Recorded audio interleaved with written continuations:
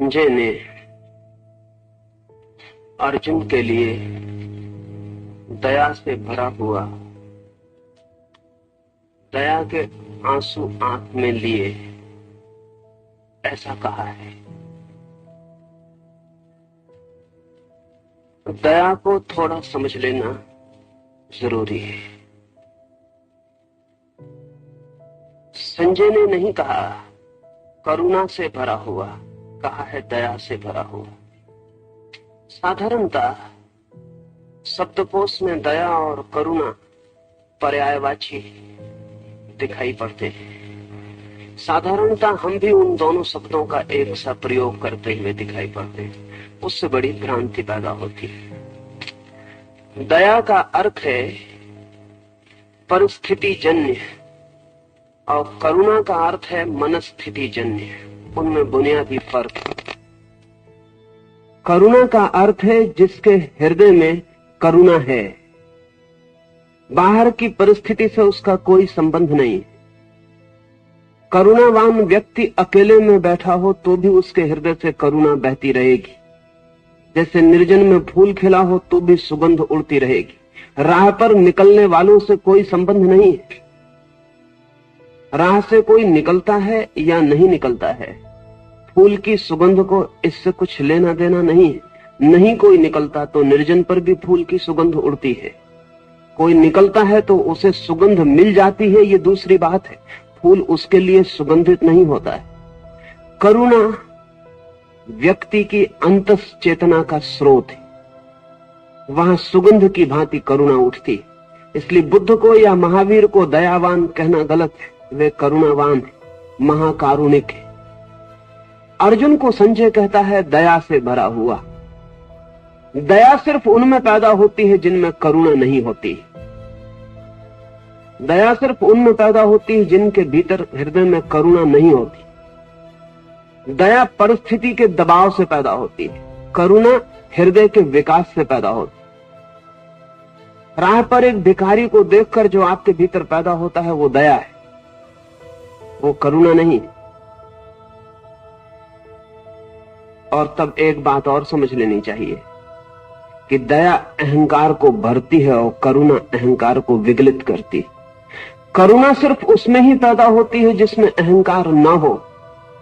दया भी अहंकार को ही परिपुष्ट करने का माध्यम है, अच्छा माध्यम है, सज्जनों का माध्यम है, लेकिन माध्यम अहंकार को ही पुष्ट करने का। जब आप किसी को दान देते हैं तब आपके भीतर जो रस उपलब्ध होता है देने वाले का, देने वाले की स्थिति में होने का, भिखारी को देखकर जो दया पैदा होती है, उस क्षण में अगर भीतर खोजेंगे तो अहंकार का स्वर भी बजता होता है।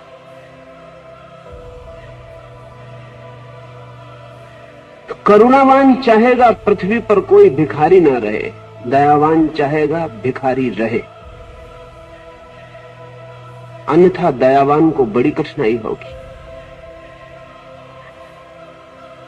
दया पर खड़े हुए समाज भिखारी को नष्ट नहीं करते, पोषित करते। करुणा पर कोई समाज खड़ा होगा तो भिखारी को बर्दाश्त नहीं कर सकेंगे, नहीं होना चाहिए। अर्जुन के मन में जो हुआ है वो दया है। करुणा होती तो क्रांति हो जाती। इसे इसलिए ठीक से समझ लेना जरूरी है कि कृष्ण जो उत्तर दे रहे हैं वो ध्यान में रखने योग्य है। तत्काल कृष्ण उससे जो कह रहे हैं वो सिर्फ उसके अहंकार की बात कह रहे हैं। वो उससे कह रहे हैं अनारियों के योग। वो दूसरा सूत्र बताता है कि कृष्ण ने पकड़ी है बात। अहंकार का स्वर बज रहा है उसमें। वो कह रहा है मुझे दया आती, ऐसा कृत्य मैं कैसे कर सकता हूं।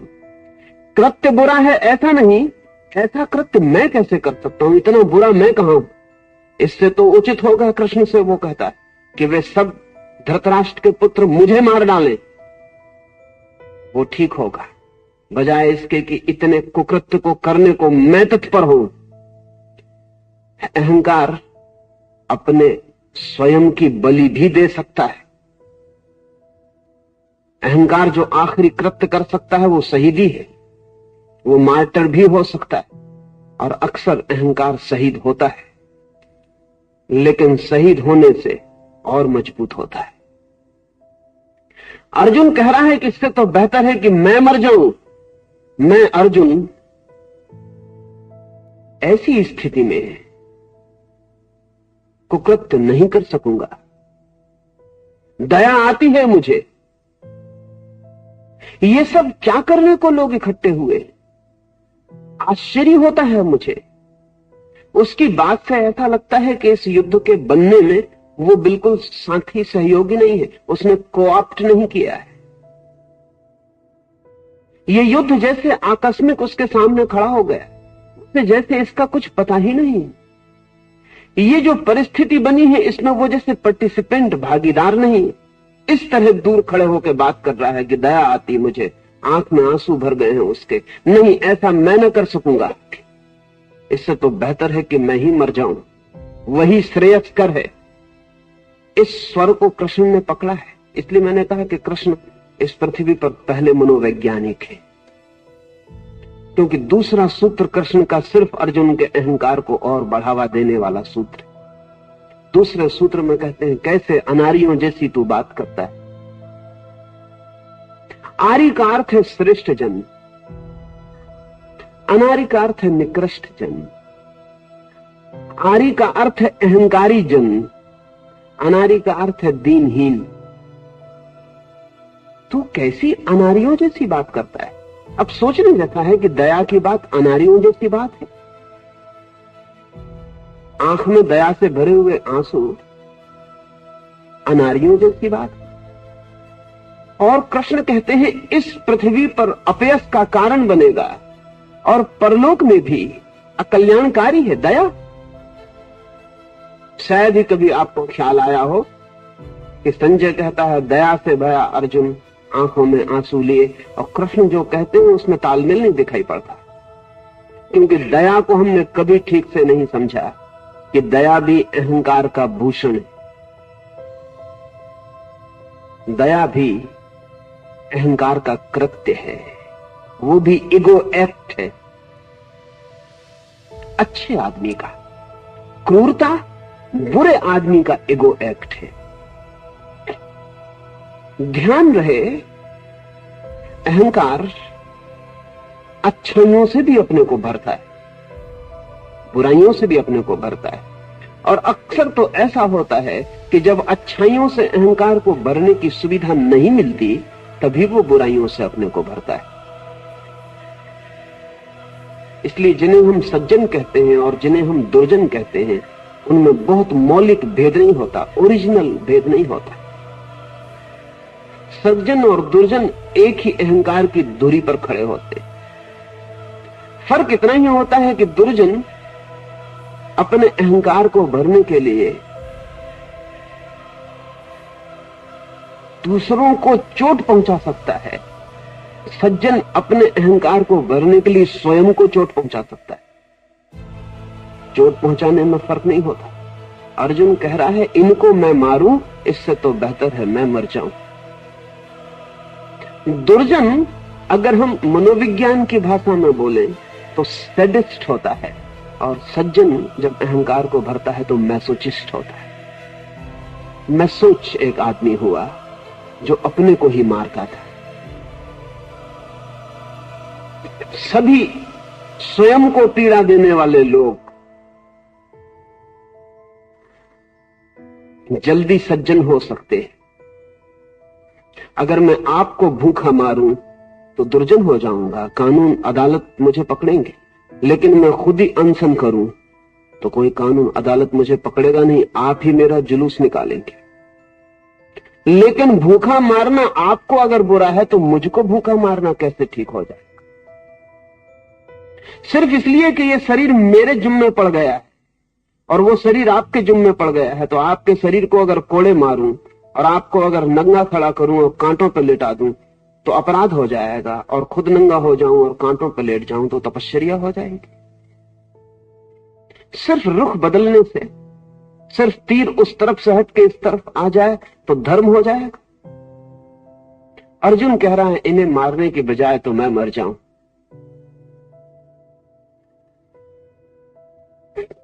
वो बात वही कह रहा है, मरने मारने की ही कह रहा है, उसमें कोई बहुत फर्क नहीं है। हाँ, तीर का रुख बदल रहा है। और ध्यान रहे, दूसरे को मारने में कभी इतने अहंकार की तृप्ति नहीं होती जितना स्वयं को मारने में होती। क्योंकि दूसरा मरते वक्त भी मुंह पे थूक के मर सकता है,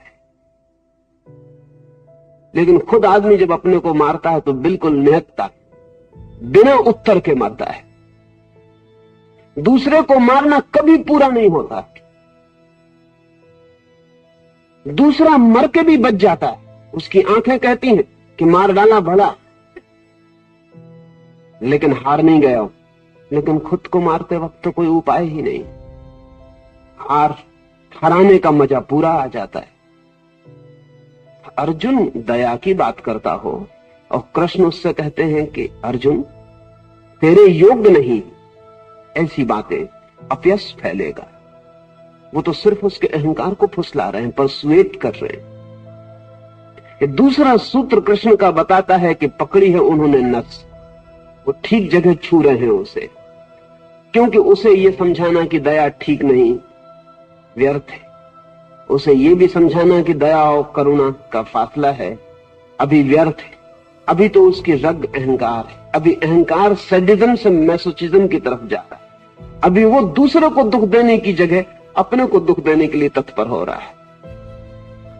इस स्थिति में वे दूसरे सूत्र में उससे कहते हैं कि तू क्या कह रहा है? आर्य होकर, सभ्य सुसंस्कृत होकर, कुलीन होकर कैसी अकुलीनों जैसी बात कर रहा है? भागने की बात कर रहा है युद्ध से। कातरता तेरे मन को पकड़ती है। वे चोट कर रहे हैं उसके अहंकार को। बहुत बार गीता को पढ़ने वाले लोग ऐसे बारीक और नाजुक जगहों पर बुनियादी भूल कर जाते। क्या कृष्ण ये कह रहे हैं कि अहंकारी हो?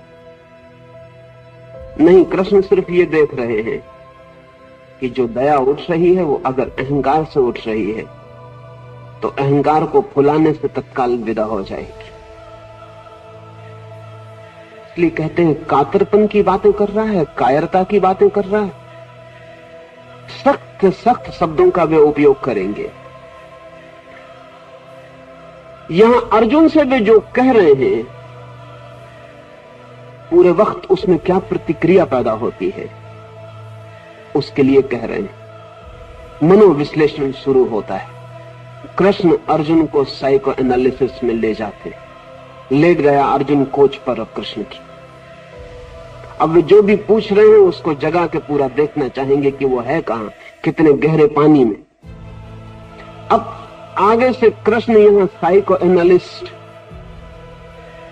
मनोविश्लेषक, और अर्जुन सिर्फ पेशेंट, सिर्फ बीमार। और उसे सब तरफ से उकसा के देखना और जगाना जरूरी। पहली चोट वे उसके अहंकार पर करते और स्वभावता मनुष्य की गहरी से गहरी और पहली बीमारी अहंकार। और जहां अहंकार है वहां दया झूठी है, और जहां अहंकार है वहां अहिंसा झूठी है, और जहां अहंकार है वहां शांति झूठी है, और जहां अहंकार है वहां कल्याण और मंगल और लोकहित की बातें झूठी हैं।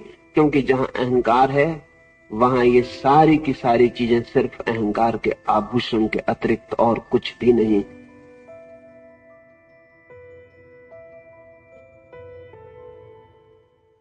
अर्जुन कुछ पूछना?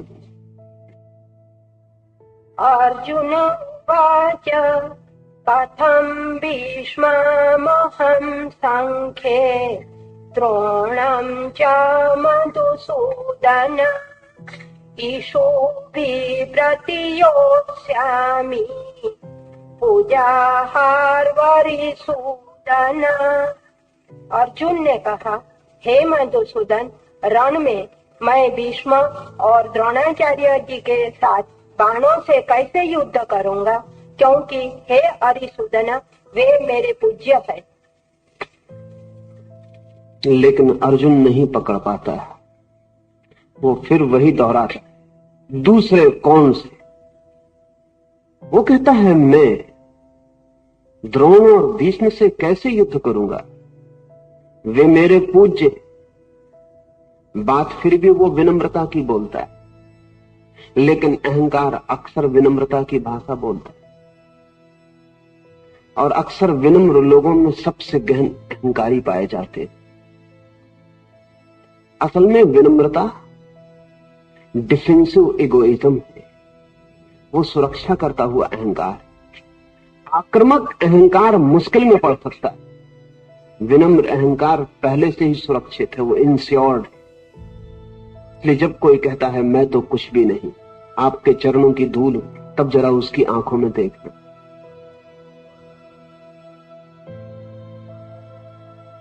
तब उसकी आंखें कुछ और ही कहती हुई मालूम पड़ेंगी, उसके शब्द कुछ और कहते मालूम पड़ेंगे। कृष्ण ने अर्जुन की रग पर हाथ रखा है, लेकिन अर्जुन नहीं समझ पा रहा। वो दूसरे कोने से फिर बात शुरू करता है। वो कहता है द्रोण को जो मेरे गुरु हैं, भीष्म को जो मेरे परम आदरणीय पूज्य, उन पर मैं कैसे आक्रमण करूंगा। यहां ध्यान में रखने जैसी बात है, यहां भीष्म और द्रोण गौण हैं। अर्जुन कह रहा है मैं कैसे आक्रमण करूंगा, इतना बुरा मैं नहीं कि द्रोण पर और वाण खींचूं, कि भीष्म की और छाती छेदूं। नहीं, ये मुझसे ना हो सकेगा। यहां वो कह तो यही रहा है कि वे पूज्य हैं, ये मैं कैसे करूंगा, लेकिन गहरे में खोजें और देखें तो पता चलेगा वो ये कह रहा है कि ये मेरी जो इमेज, मेरी जो प्रतिमा है, मेरी ही आंखों में जो मैं हूं, उसके लिए ये असंभव है। इससे तो बेहतर है मधुसूदन कि मैं ही मर जाऊं, इससे तो अच्छा है। प्रतिमा बचे, शरीर खो जाए, अहंकार बचे, मैं खो जाऊं। वो जो इमेज है मेरा, जो सेल्फ इमेज है उसका, हर आदमी का अपनी अपनी एक प्रतिमा। जब आप किसी पर क्रोध कर लेते हैं और बाद में पछताते हैं तो और क्षमा मांगते हैं, तो इस भ्रांति में मत पड़ना कि आप क्षमा मांग रहे हैं और पछता रहे। असल में आप अपने सेल्फ इमेज को वापस निर्मित कर रहे हैं। आप जब किसी पर क्रोध करते हैं तो आपने निरंतर अपने को अच्छा आदमी समझा है, वो प्रतिमा आप अपने ही हाथ से खंडित कर लेते। क्रोध के बाद पता चलता है कि वो अच्छा आदमी जो मैं अपने को अब तक समझा था, क्या मैं नहीं हूं? अहंकार कहता है नहीं, आदमी तो मैं अच्छा ही हूं। ये क्रोध जो हो गया, ये बीच में आ गई भूल चूक है, इन स्पाइट ऑफ मी, मेरे बावजूद हो गया। ये कोई मैंने नहीं किया, हो गया, परिस्थिति जन्य है। पछताते, क्षमा मांग लेते। अगर सच में ही क्रोध के लिए पछताए हैं तो दोबारा क्रोध फिर जीवन में नहीं आना चाहिए। नहीं, लेकिन कल फिर क्रोध आता। नहीं, क्रोध से कोई अड़चन न थी, अड़चन हुई थी कोई और बात से। ये कभी सोचा ही नहीं था कि मैं और क्रोध कर सकता हूं। तो जब पछता लेते हैं तब आपका अच्छी प्रतिमा, आपका अहंकार फिर सिंहासन पर विराजमान हो जाता है। वो कहता है देखो, माफी मांग ली, क्षमा मांग ली, विनम्र आदमी हूं। समय ने, परिस्थिति ने, अवसर ने, मूड नहीं था, भूखा था, दफ्तर से नाराज लौटा था, असफल था, कुछ काम में गड़बड़ हो गई थी, परिस्थिति जन्य था, मेरे भीतर से नहीं आया था क्रोध। मैंने तो क्षमा मांग ली, जैसे होश आया, जैसे मैं लौटा, मैंने क्षमा मांग ली। आप अपनी प्रतिमा को फिर सजा संवार के, फिर गहने आभूषण पहना के सिंहासन पर विराजमान कर दिए। क्रोध के पहले भी ये प्रतिमा सिंहासन पर बैठी थी, क्रोध में नीचे लुढ़क गई थी, फिर बिठा दिया। अब आप फिर पूर्ववत पुरानी जगह आ गए, कल फिर क्रोध करेंगे। पूर्ववत अपनी जगह आ गए, क्रोध के पहले भी यहीं थे, क्रोध के बाद भी यहीं आ गए। जो पश्चाताप है वो इस प्रतिमा की पुनर्स्थापना है। लेकिन ऐसा लगता है क्षमा मांगता आदमी बड़ा विनम्र है। सब दिखावे सच नहीं है, सच बहुत गहरे हैं और अक्सर उल्टे। वो आदमी आपसे क्षमा नहीं मांग रहा, वो आदमी अपने ही सामने निंदित हो गया है, उस निंदा को झाड़ रहा है, पोंछ रहा है, बुहार रहा है, वो फिर साफ सुथरा स्नान करके फिर खड़ा हो रहा है। ये जो अर्जुन कह रहा है पूज्य हैं उस तरफ, उन्हें मैं कैसे मारूं, एम्फेसिस यहां उनके पूज्य होने पर नहीं है, एम्फेसिस यहां अर्जुन के मैं पर है कि मैं कैसे मारूं। नहीं नहीं, ये अपने मैं की प्रतिमा खंडित करने से कि लोकांतर में लोग कहें कि अपने ही गुरु पर आक्रमण किया, कि अपने ही पूज्यों को मारा, इससे तो बेहतर है मधुसूदन कि मैं ही मर जाऊं। लेकिन लोग कहें कि मर गया अर्जुन, लेकिन पूज्यों पर हाथ ना उठाए, मर गया मिट गया लेकिन गुरु पर हाथ ना उठाए। उसके मैं को पकड़ लेने की जरूरत है, अभी उसकी पकड़ में नहीं है, किसी की पकड़ में नहीं होता। जिसका मैं अपनी ही पकड़ में आ जाए वो मैं के बाहर हो जाए।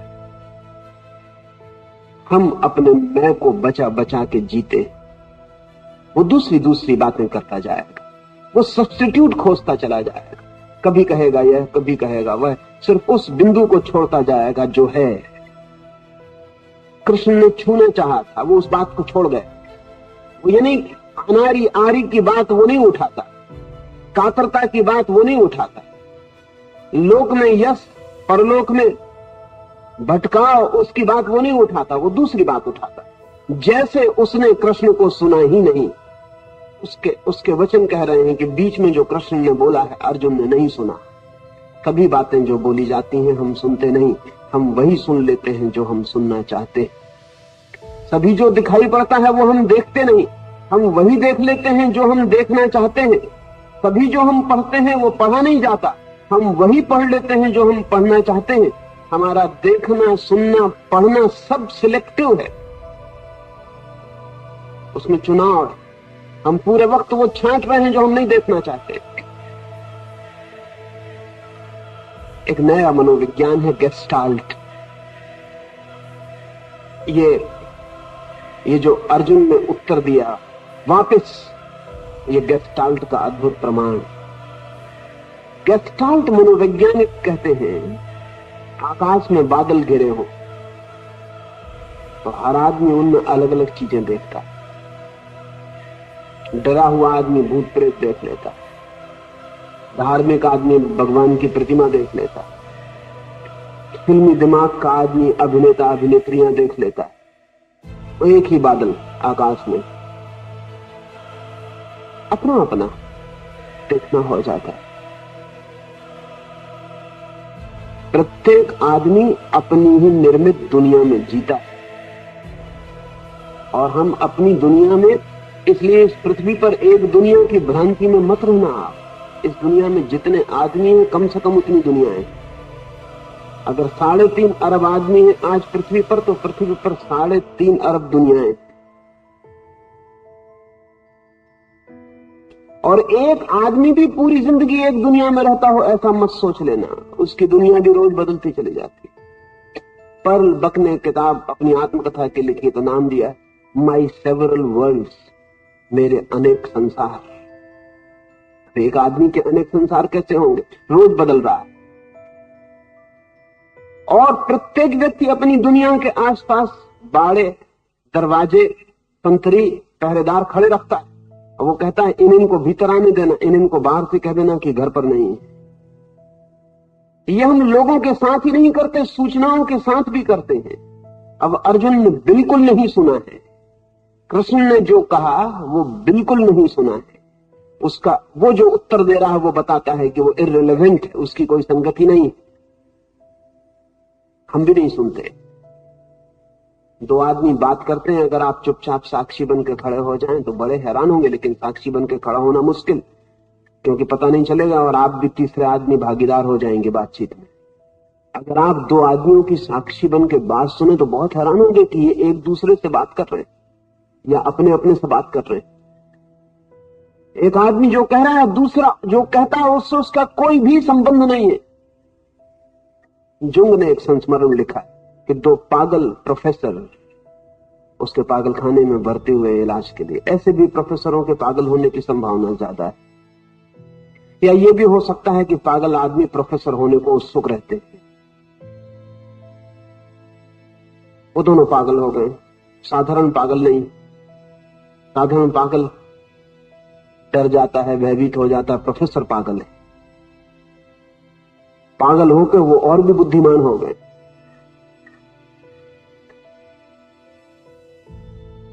जब तक जागे रहते हैं घनघोर चर्चा चलती रहती है। जुंग खिड़की से छुपकर सुनता है कि उनमें क्या बात होती। बातें बड़ी अद्भुत होती हैं, बड़ी गहराई की होती। दोनों इन्फॉर्म्ड, दोनों ने बहुत पढ़ा लिखा सुना समझा है। कम उनकी जानकारी नहीं, शायद वही उनके पागलपन का कारण है। जानकारी ज्यादा हो और ज्ञान कम हो तो भी आदमी पागल हो सकता है। तो ज्ञान तो होता नहीं, जानकारी ही ज्यादा हो जाती, फिर वो बोझ हो जाती। चकित है उनकी जानकारी देखकर। वे जिन विषयों पर चर्चा करते हैं बड़े गहरे और नाजुक, लेकिन इससे भी चकित ज्यादा दूसरी बात पर, वो ये कि जो एक बोलता है उसका दूसरे से कोई संबंध ही नहीं होता। लेकिन ये तो पागल के लिए बिल्कुल स्वाभाविक है। इससे भी ज्यादा चकित इस बात पर है कि जब एक बोलता है तो दूसरा चुप रहता है और ऐसा लगता है कि सुन रहा है। और जैसे वो बंद करता है कि दूसरा जो बोलता है तो उसे सुन के लगता है उसने उसे बिल्कुल नहीं सुना, क्योंकि अगर वो आकाश की बात कर रहा था तो वो पाताल की शुरू करता, उसमें कोई संबंध ही नहीं होता। तब वो अंदर गया और उसने जाकर पूछा कि और सब तो मेरी समझ में आ गया, आप गहरी बातें कर रहे हैं वो समझ में आ गया।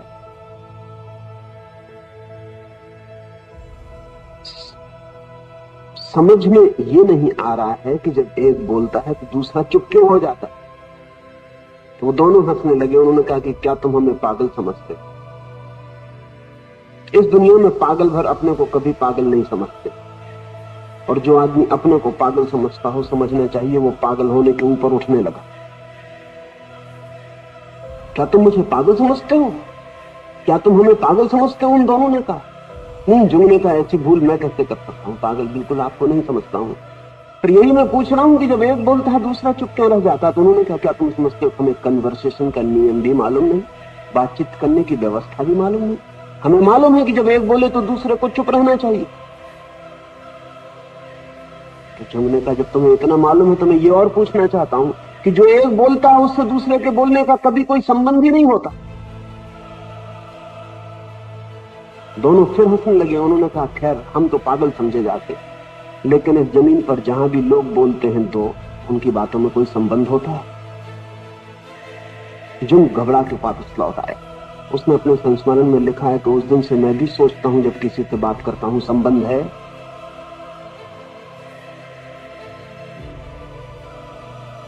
थोड़ा संबंध हम बना लेते। जब आपसे मैं बात कर रहा हूं, अगर हम पागल नहीं हैं, जिसकी की संभावना बहुत कम है, तो जब आप बोल रहे हैं तब मैं अपने भीतर बोले चला जाता हूं। जैसे आप चुप होते मैं बोलना शुरू करता हूं। मेरे बोलना जो शुरू करता हूं उसका संबंध मेरे भीतर जो मैं बोल रहा था उससे होता है, आपसे नहीं होता। हाँ, इतना संबंध हो सकता है जैसा खूंटी और कोट का होता है कि आपकी बात में से कोई एक बात पकड़ लूं, खूंटी बना लूं और मेरे भीतर जो चल रहा था उसको उस पर टांग दूं। बस इतना ही संबंध होता है। अर्जुन और कृष्ण की चर्चा में ये मौका बार बार आएगा, इसलिए मैंने इसे ठीक से आपसे कह देना चाहा। अर्जुन ने बिल्कुल नहीं सुना कि कृष्ण ने क्या कहा। नहीं कहा होता ऐसी ही स्थिति है, वो अपने भीतर ही सुने चला जाता। वो कह रहा है ये पूज्य, ये द्रोण, ये भीष्म, वो ये सोच रहा होगा भीतर इधर कृष्ण क्या बोल रहे हैं।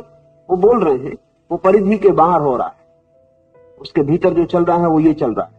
वो कृष्ण से कहता है कि मधुसूदन, ये पूज्य, ये प्रिय, इन्हें मैं मार सकता हूं, मैं अर्जुन? इसे ध्यान रखना। उसने कृष्ण की बात नहीं सुनी।